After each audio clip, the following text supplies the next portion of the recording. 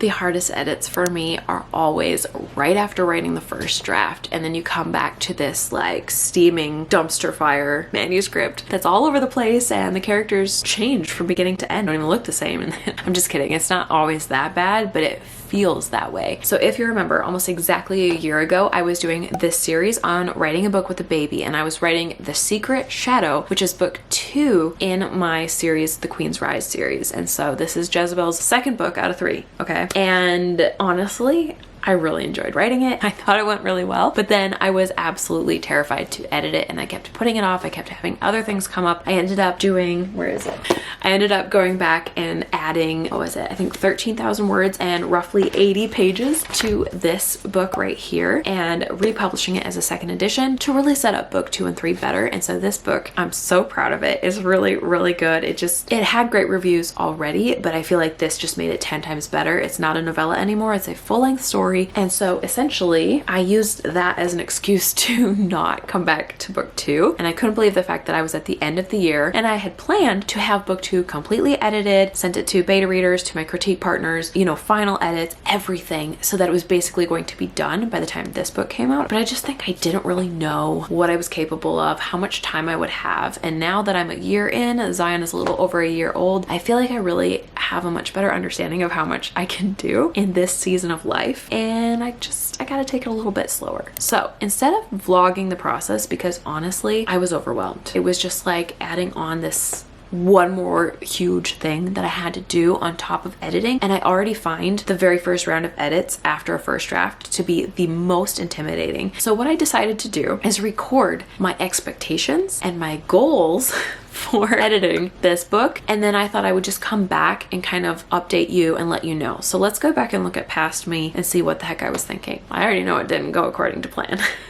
Today I want to start editing book 2, and I have been putting this off, but it is officially, what day is it? October 4th. I want to be done with this book by middle to late October, like 3rd week of October at the latest. I want to be able to send something to my beta readers because I like to write things down. Let's put this on like a bullet journal page here. Short and sweet. Book 2 editing goals. Number 1 is the time frame. Okay, there are 17 chapters here. First things first, what was my original word count? I had to go back and find, I labeled this the second draft. It was the one I sent to Bethany. So basically what I did is I just went back and cleaned up anything that I'd left gaps in the very first draft, but I would still consider the first draft what I sent to my critique partner Bethany. So this right here, it says 26,919 words. Then after my full round of edits, I ended up with 39,841 words. So that was actually a total of 12,922 words added. Almost exactly the same amount that I added to this guy when I did the second edition, funny enough. So basically another 80 or so pages if the formatting is the same. Back to the book itself. So this is the first draft, and I kind of broke it up roughly by chapters as I was drafting it. I have no doubt that I need to add quite a bit. In fact, this book might double in size because I feel like all the books that I write now are typically fast drafted, meaning that I write more the bare bones and then I fill them out later. But anyway, the 17 chapters here could be broken up roughly into 2 weeks, I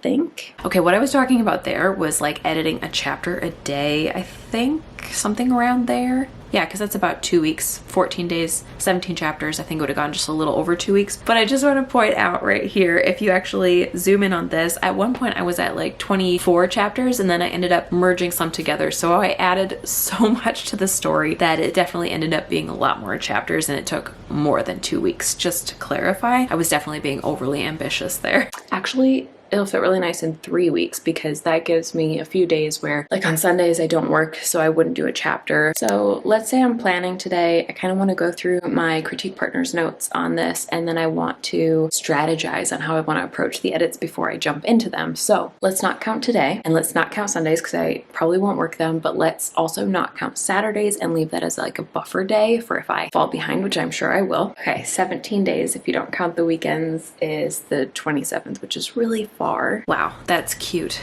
That is cute. I think that was September. I thought I would finish in September. And then I actually have a note in my Google calendars where I was taking notes so that I wouldn't forget how much that I done, I wrote didn't begin until Wednesday, October 12th. And then I only did the first page, and on day 2, the first 3 pages. So not great.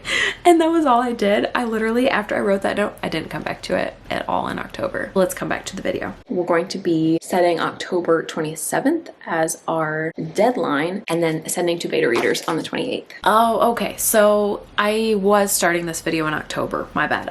I don't know why I was thinking September, but apparently I wanted to do all the edits in October, and I do think it's doable to do a full round of edits, even a second draft round, which is the roughest one in my opinion, in about a month. I do think that's doable. It definitely helps when a book is shorter though, I will say. That makes a big difference. But like 1 to 2 months, depending on how big the book is, totally doable. I can even do shorter for some rounds of edits, but usually they're so intense that I do need a full month. So it makes sense that I was setting that aside. There we go. Those are all the decisions that we've just made together. Now, the next thing that I want to write down is my future plans, I guess, like the other things that might get in the way that I kind of need to plan for as well. So one of them is right here. I want to proofread The Secret Gift, and I'm going to get the final cover as well in my Barnes & Noble copy, and then I'm going to proofread that because that probably won't get here as of the time I'm filming this for, depending on Barnes & Noble, they're very slow right now. They haven't even approved the book yet. Let's say 2 to 3 weeks, which is roughly around the time that I'm finishing this. So how would I write this? I'm just gonna write also need to. I am not doing anything pretty here, but need to also proofread The Secret Gift, and I put either pause in my edits or immediately after, whenever I finish, right around the 28th. And it will only take me probably 2-3 days to read. Just read through, look for any last minute typos, stuff like that, and then update anything that I find in the document, and then resubmit that file to all the vendors. So it's really just a 3, maybe 4 day process. All right, let's talk about proofreading. I don't really remember exactly how long it took, but I do know I did a video on it. So I will link that here. I think I was wearing the same sweater. Anyway, proofreading definitely took longer than planned. I do remember that. I was just so incredibly detailed, and I was still tweaking like every single sentence. I had a lot of pressure on myself, from myself, for The Secret Gift, for this book, because I just knew where I wanted it to go, and I just really wanted to get it to like the highest standard possible. So I literally did nothing. Like I said, I edited for 2 days in October, and then I was done, and it was all this book, this book, this book, this book, this book in October, this book in November, this book in the beginning of December, because I was getting ready to publish. I was doing lots of marketing things. I was trying to focus on social media, and I should have known that the weeks leading up to release, you just cannot be doing some other major project like an edit, a huge edit, by the way. I am just a 1 book at a time kind of author. I know other authors who are able to go back and forth between books, and they're just really good at it, and I've always wanted to be that way, but I'm just not. I'm very much like, if I'm working on this book, I can't really process the idea of working on a different story at the same time. I could outline something, sure, no problem. If I'm working on a book, I'm 100% in, and there's just really no room for any other books, and I should know that about myself by now. But anyway, coming back to the proofread, no, it did not just take a couple days. It definitely took longer. I think I want to say like a week or so. The next thing is that I want to also prep to draft The Secret Curse, which is book 3, during NaNoWriMo. Oh my gosh, I had such unrealistic expectations. What the heck was I thinking? Draft during NaNoWriMo, the month leading up to my release. No, I did not do that. And I'm pretty sure, mid-October or late October, it was not long after this, a couple weeks at the most, I was like, wow, I have been stupid, and I need to just calm down, take pressure off, and just focus on 1 book at a time. So it didn't take me long to realize this was stupid, but man, was I feeling ambitious when I recorded this video. And so if you don't know, I did vlog some of my drafting, but I just stopped. I was like, this is not working for me to bounce back and forth between projects. I really need to stay focused. The irony of that. Wow.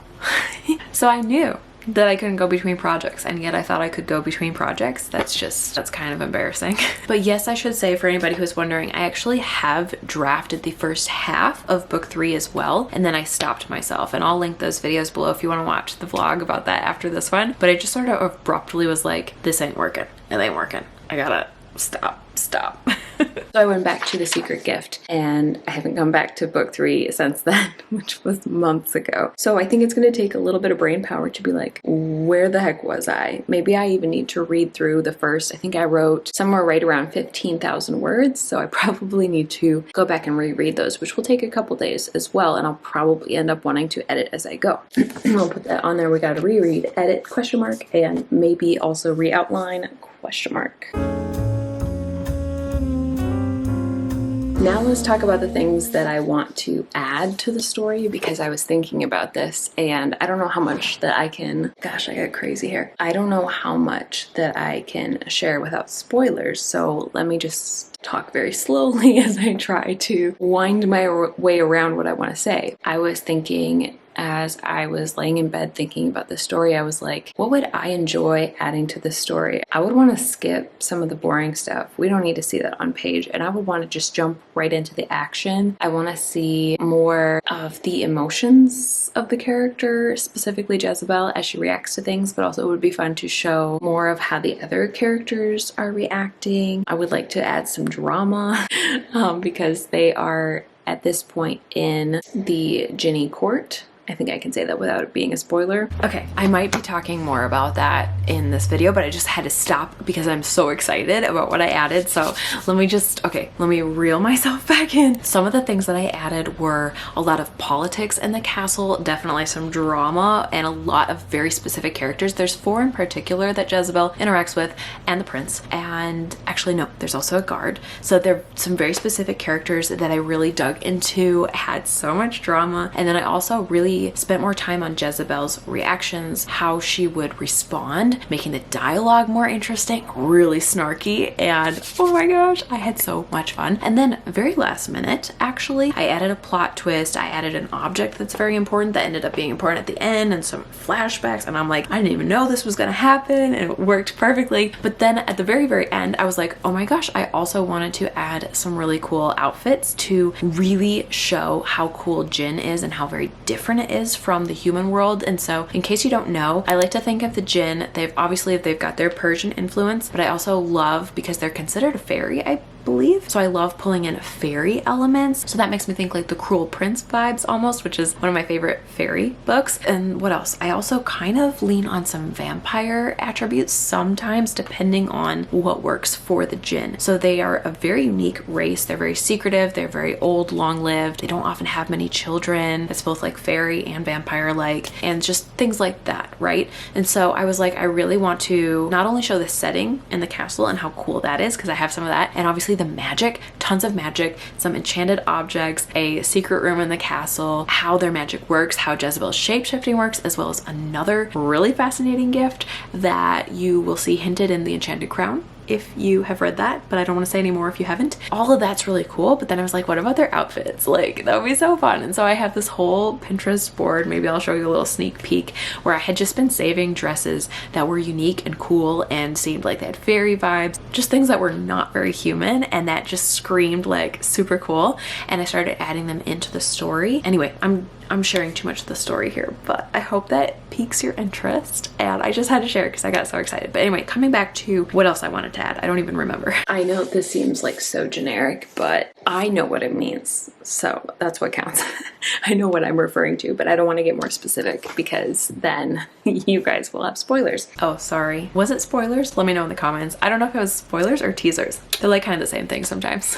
This is messy, but I just wrote myself a note here at the bottom where it's like, come back when the edits are completed to share with the vlog the actual timeline and like my speed. Did I edit a chapter a day or did I absolutely fail at that? Okay, actual timeline. That's a good question. All right, I actually have emails. I email my manuscript to myself every single day when I work on it. And so I can tell you if I look up my email the day I started and the day I sent the last one out, which I think I already know the last day, but let's find when I started. First day that I edited was December 12th. So I waited a whole week after the book came out on December 5th. I didn't start edits until December 12th. That's okay. That's all right. Needed a week off.